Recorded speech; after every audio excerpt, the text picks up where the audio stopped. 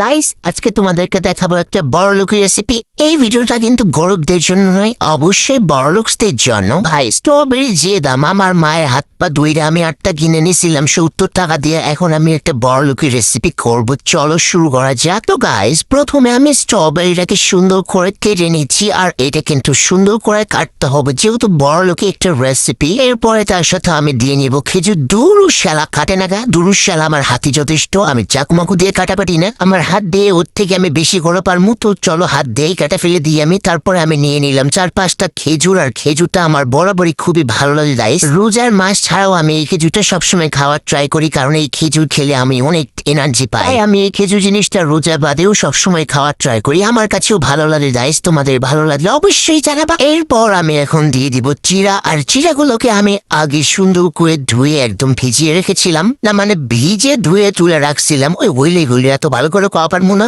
এরপরে দিয়ে দিলাম টক দই, আর টক দই আমার দেখে আমার তো কি কম গাইস, আমার তো মুখের মধ্যে পানি এসে গেছে, কারণ আমার টক দই হেবে লাগে খেতে। আমি যেহেতু একটা হেলদি বড় লোকে একটা ইফতারি রেসিপি বানাচ্ছি, তার জন্য ভাবলাম আমি চিনি ইউজ করব না। এরপরে দিয়ে দিলাম স্ট্রবেরি গুলো সুন্দর করে দিয়ে দিলাম একটু হানি। আর গাইস আমার এই হানি মানি খাইতে একদম ভালো লাগে না, কারণ এটা খুবই জঘন্য। তারপরে দিয়ে নিলাম, কারণ আমি যেহেতু চিনি দিব না এর জন্য। তারপরে আমার খাবার রেডি গাইস। এরপর ভাবনো এত ভালো করে একটা রেসিপি বানানো ভালো করে চুপি না তুললে হয় কি? কোনটা ধর্ম টুনটে ধর্ম, এটি ধর্ম না ওটি ধর্ম, খাটের উপর তারপর সব জায়গায় তুললাম। তোলার পর এখন না এত আমার সময় নেই, এখন খামু আজান দিয়ে দিছে। তো বিসমিল্লাহ বলে আমি ইফতারিটা করে নিলাম। কিন্তু গাইজ এটা খাইতে তো মজাই হয়েছে, কিন্তু কথা হইলো আসল কথা ওইটাই, আমার না পেটটা খারাপ হয়েছে এটা খাওয়ার পর।